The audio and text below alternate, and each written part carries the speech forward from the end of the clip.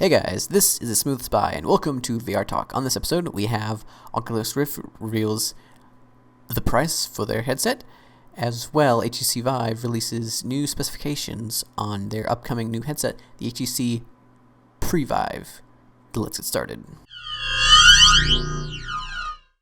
So the 2016 Consumer Electronics Show, or CES, has come to an end. And what we've learned from this is a whole lot more information about virtual reality for the two main vendors, HTC and Oculus.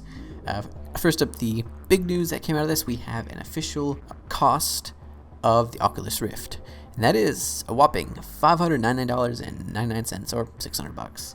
Yeah, that's a lot more than a whole bunch of people were expecting. I mean, whoa, that was whoa. Originally, it was in a ballpark from the Lucky was $350. That was supposed to be in the ballpark price. So $350, $300, $400. We were expecting this. $200 more? No, we were not. That's a lot to ask. But apparently, the company is taking a loss on each headset, which, wow.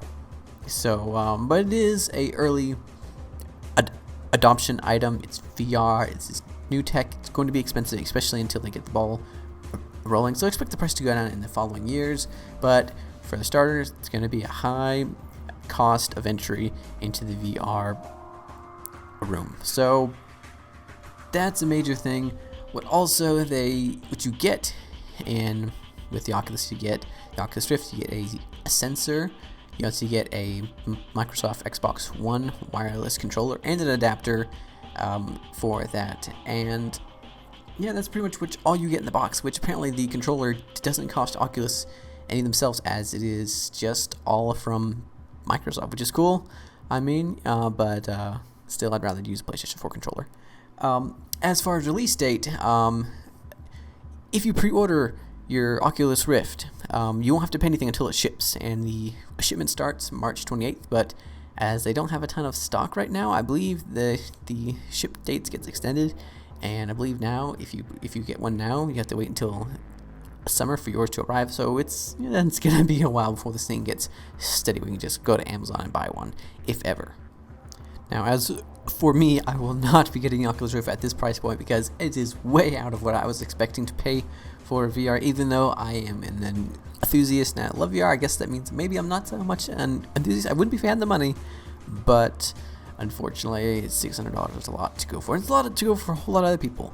It's just that point where it's too much for what we're expecting we're going to pay, and I'm sure the tech is good. I'm glad it didn't skimp in like it's going to fall apart the first day, but still, $600 is a lot to invest into a new thing that we don't have a lot of that amazing applications to use for. Sure, there's cool things in theory, a whole bunch of demos, a few games, but we need a killer app for VR. If VR is going to go anywhere, we need it to stick. We need to be like, this is the must-have item. You have to get this. And until that happens, I really don't see a whole bunch of people taking the huge plunge of paying $600 for an item they might not have even ever got the chance to try out. So that's a lot. In my opinion, I think it'll do well for all the enthusiasts who have the money to splurge, who really want it. I know I would if I had the money. But still, it's just one of those things that's going to go down in price. And they're going to be improved models as they come out. So it's the early adoption phase. It's high cost at the beginning, but as it starts to make its way down mainstream, guys like you and me will be able to afford it. Maybe $400 range. That'd be pretty sweet. I think that's a really sweet point. I'd happily pay $400 for VR. $600, that's a lot of money. That's anything over $500. Whoa, I wouldn't even pay that much for a video card, but that's for a different video. Now, on to what HTC had to show. Now then, HTC originally was supposed to release by the end of 2015.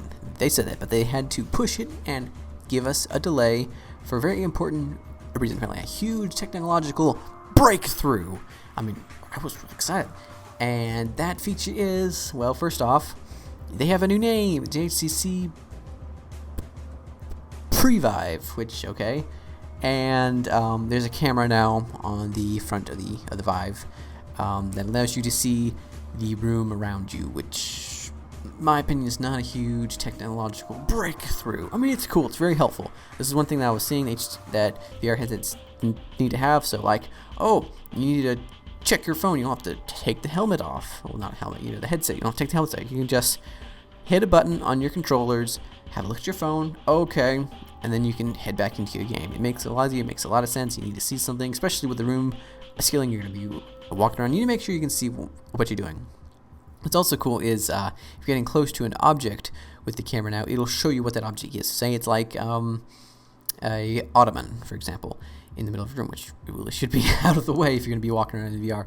You'll be able to see it and you can walk around it rather than like seeing a giant wall like this you cannot pass, and you're like, oh, I'm already in the kitchen. You'll be able to tell exactly what it is, which is helpful, very helpful, but it's not a huge thing like they were making it out to be. I was really hoping some new type of, perhaps the headset would be a wireless, or perhaps the cost would be cut way down so it'd be much more affordable, but no, it's a camera which you're on every cell phone, and it's a very it's a letdown, I gotta say.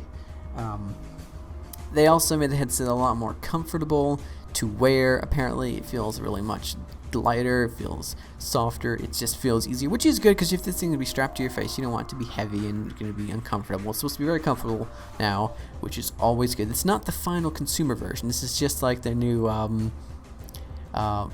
it's a prototype, but it's a very much enhanced one. And the controllers, they also got an upgrade. They're much more slimmed down. I thought the old ones looked very clunky, very strange. You'll see a photo of them now. They're like very slick, very smooth, and they should have a lot of cool features. And of course, they're still wireless. They'll last for you for 4 hours. You have to recharge them, so they're not gonna last you all day, but 4 hours you give them a charge. And after 4 hours of VR, you really should have a break at that point, So not a big deal right there. I would like to see them be a longer lasting battery in the future as we get accustomed to VR. As VR gets more enhanced, we're not going to want to wait for 4 hours. I don't know. I know some won't. I won't want to either. But there's that. Now, here's something that's a little bit unfortunate. The HTC Vive will be more expensive than the Oculus. Now, we knew this in the past, but now that we know how much Oculus costs, we figure Oculus, hey, $400 max, right? That'll be great. Maybe $450 on the top side. No, $600. That was what I was actually gonna figure the HTC Vive would be. It would be $600, but no, because the Oculus is just coming with your sensor, your headset, and the controller, which didn't cost them anything. But HTC is coming with you got your lighthouse sensors, which scan the room, the wireless touch controllers. Well, motion, not really touch, but yeah, there's a lot more sophistication going on, and of course the base, all this stuff. It's gonna cost at least a couple. I'd say $200 more, so probably $800. HTC Vive, anything under $1,000, I guess. If you go over $1,000, whoa, that's really steep when it comes to expense. It is very much an enthusiast, I have the money, take it, make it rain VR type. I said for right now anyway. Of course it'll get down. The cost will come down over time, but for right now, that's what it's going to be, unfortunately. And for those like me, I will have to wait and just watch the sidelines and hope that the cost will come down so I can have it. Now, you can start to pre-order the HTC Vive starting late February, so we should see a price confirmation by then and see a finalized consumer version. That's coming up really in a little over a month, so that'll be very cool to see and see exactly the price. I mean, who knows? Perhaps HTC and Valve, they're like, look, we want to own the VR marketplace, $500 and just own the room.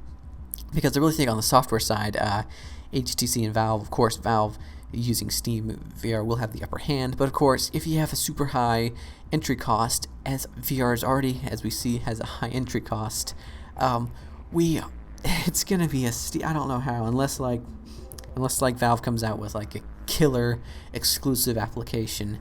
That just, I'm not saying Half-Life 3, that would be insane, but knowing Valve, they've already said it's not going to be VR, so we're not even going to worry about that. But even if it came out with any type of VR game from Valve, odds are it's going to be an amazing experience because they're Valve, so that would be a killer application, but we'll have to see for sure. Also in HTC news, we have a little bit of confirmation of what kind of hardware we're going to need to run the HTC Vive.